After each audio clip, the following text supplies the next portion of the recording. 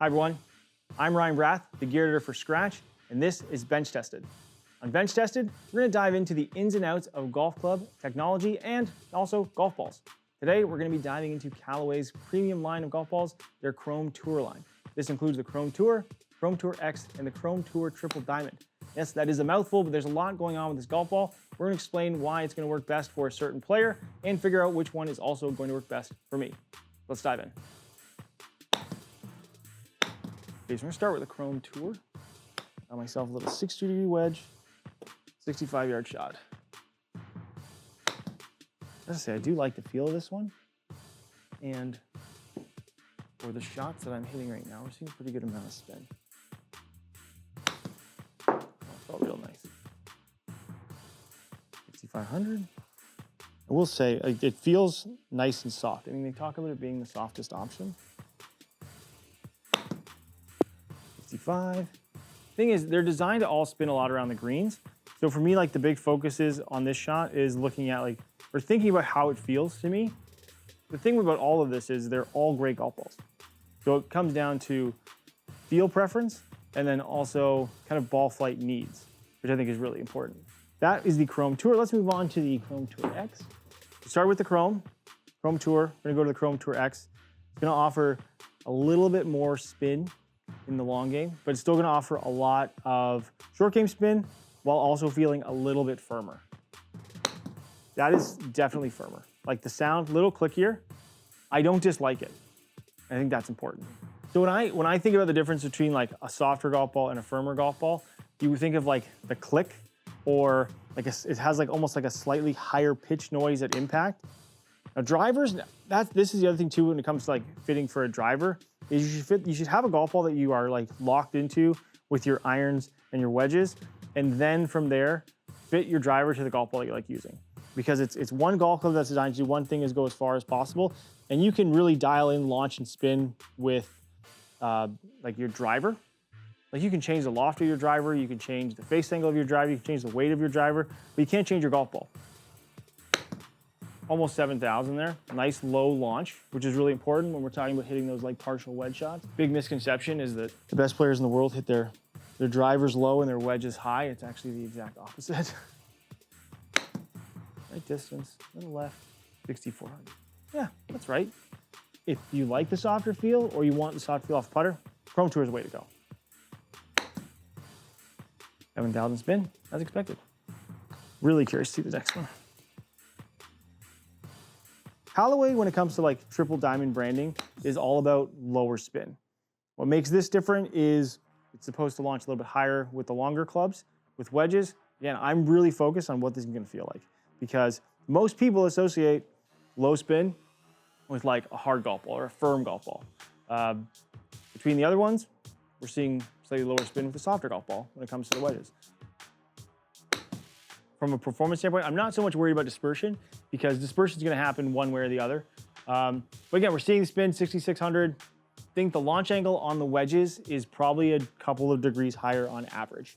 With the Tour originally being around 30, this one here, I felt like I hit a good shot. Felt like I hit the shot that I wanted to hit, 33. Which again, they advertise that as being something that's low spin, launches a little higher.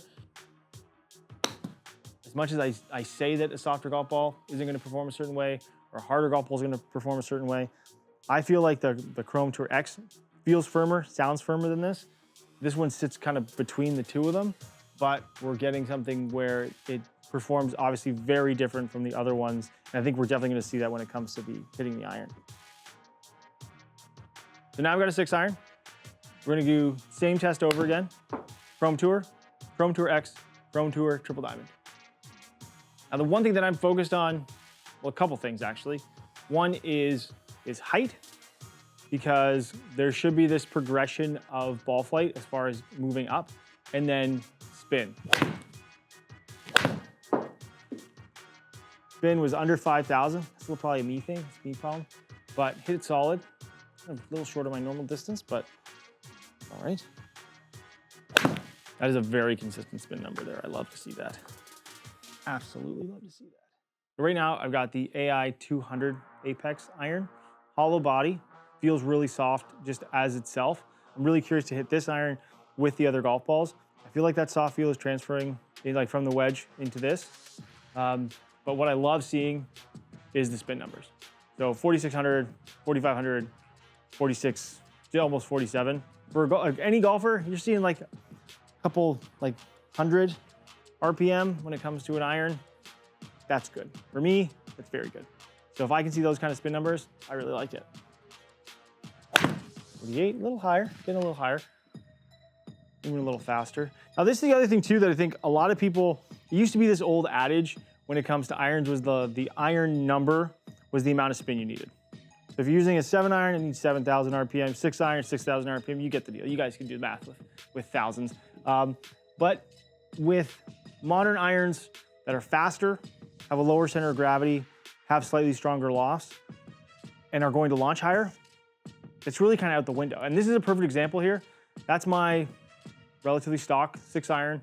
And although the spin was at 4,800, so you'd think in theory it's too low, my land angle, which is really important when we talk about golf ball and spin, 49. Anything 47 to 50, that's great. That means that you're gonna hit it high enough, it's gonna come down at a steep enough angle, and it's gonna create stopping power. So when I see a spin number that's low like that, that means that it's going to fight through the wind really well, which is a combination of initial launch conditions created by the core of the golf ball and the layers, and then how that golf ball is gonna fly through the air is completely dependent on the dimples. So I see these numbers here with this golf ball. Now I'm thinking, I'm really curious how the other ones are gonna perform because I like this. I'm really curious to see how the X performs as far as spin numbers are concerned, as well as just sound and feel. Because we saw a big difference between it when it comes to the wedges. Really curious how that translates to an iron. At 48 number, so we're seeing the land angle maintaining itself, but spins a little bit more. It's working. It's doing exactly what it's supposed to do. I would say too, like I don't notice, maybe it's because I'm swinging faster, I don't notice a huge difference in feel between the two golf balls with the 6 iron, which I think again, if you're really focused on feel, you kind of pick in the short game.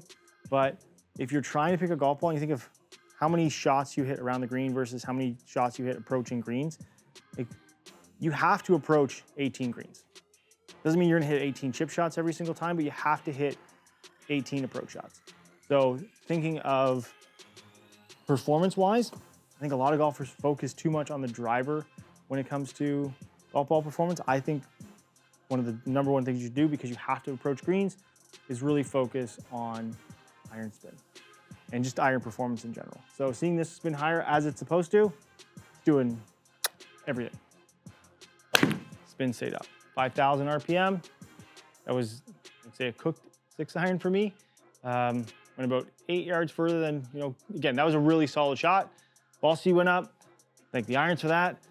But to see the spin not drop down, see the land angle of 50. If I had to pick between the two right now, I know I said earlier, I'd like the tour, just the standard tour in a short game. I'm going with this one, which has me very curious to try the last one, triple diamond. Because if I can get it a little bit higher and keep that spin right where it is, maybe lower it just a touch, be right in my wheelhouse.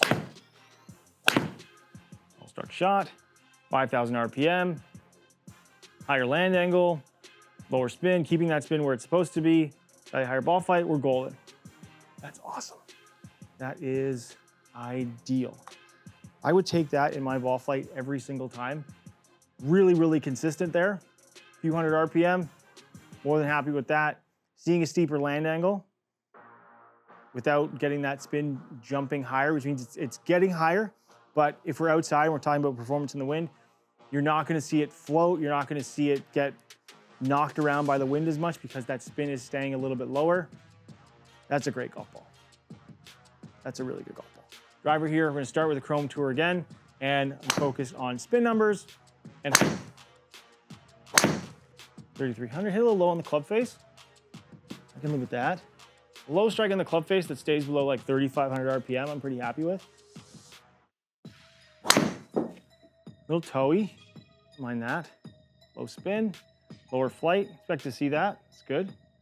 That's on golf course right there. 3,100, a little low on the face again, but again, not seeing the spin jump up there. That wasn't my highest spinning shot, just around 30, call that 32 if we're gonna round up, but very happy with that. I would love to be able to say that I hit every shot perfect and I'm gonna hit it like everything where I want it to, but I'm not. And I'm gonna miss hit shots in the golf course as well. So to know when I miss hit one and I hit a little low on the face, it's not gonna like jump up and spin so much. It also helps that the driver's nice and forgiving too. But to see that, see that lower one at like 2,300, see the higher one at 3,300 on a miss hit, a little bit of a fadey shot, very happy with that. Let's hit that Chrome Tour X. A little lower, spin goes up. Now see, there is a perfect example. I don't feel like I need that much of a different golf swing, and we're seeing that spin go from say 3,300 on a miss to 4,100. It's not a bad thing, and this is where, when we talk about spin in a golf ball, a lot of people think, I always need low spin, I always need low spin. Whereas in fact, for a lot of golfers who might think that they don't need that extra spin with the driver, if your miss hit is really low spin, or you're a golfer, say like moderate swing speed golfer, and you're struggling with carry distance, the Chrome Tour X is probably the perfect golf ball for you. For me, my miss hit tends to be a little spinny, so I want something that is going to keep my spin hopefully as low as possible. To see that higher spin and see it relatively, well, two so far, see it repeated, shows me that, okay, this golf ball is doing what it's supposed to do. It is launching with a little bit more spin, which for golfers who need it is going to keep it in the air. And if you're a golfer that wants that and needs that extra spin, especially too in those longer clubs, most golfers tend to struggle trying to keep that 5 wood up in the air to get it to stop in the green. If you need that in your longer golf club, this is the perfect golf ball out of these three for sure. So we saw how the Tour performed, saw how the Tour X performed. Ideally, triple diamond, just like it was with the irons, is gonna be right in my wheelhouse. Faster ball speed, 2,900. Now we see the height get up, but the spin stay down. The carry goes a little bit higher, but we're getting that lower spin. I like that. And just like with the irons and the mid irons, triple diamond, higher ball flight, lower spin. Height was a little bit higher than I was originally expecting to see. Remembering, this golf ball is designed to go higher, but the spin immediately stayed under 3,000. That's good. Oh, I like that. I like that a lot. Spin stays lower, ball flight remains higher. Exactly what we're supposed to see. That is why golf ball separation is so important, is because we can really fine tune for what we're looking for, but to see that separation where the X does spin more for that long game, like longest, obviously your longest golf club in the bag. For golfers who need spin, the X is by far the way to go in your long game. If you find that you're hitting the front of greens and it's rolling to the back using another golf ball, you're gonna find something that's going to spin a little bit more and stop shorter distances front to back. It's gonna help with your dispersion. It's gonna help when you're approaching greens. And especially with those longer golf clubs, if you are someone who needs that spin in the long game, I like to think of, 5 woods, 7 woods, those golf clubs where you're trying to make it stop and you need that little bit of extra help. The Chrome Tour X is probably the perfect option for you. If you want that lower spin, you want a softer feel, Chrome Tour. For me, I really focus on irons. I know that I can dial in a driver. That was one of my best driver strikes here using the triple diamond. Seeing how it performed in my irons, for me, it's a no-brainer. I want to hit it higher. I want to be able to stop it faster. And I want something that is not going to spin too much, especially with my mid iron. So if you are someone like me and you want to hit it a little bit higher, but maintain that lower spin, triple diamond is by far the way to go. If you want a little bit lower spin, a little bit softer feel, Chrome Tour. If you need that spin, you need that stopping power, Chrome Tour X is 100% the way to go. So make sure if you are going to give these a try, pick the right one for you, and you're going to see that performance on the golf course.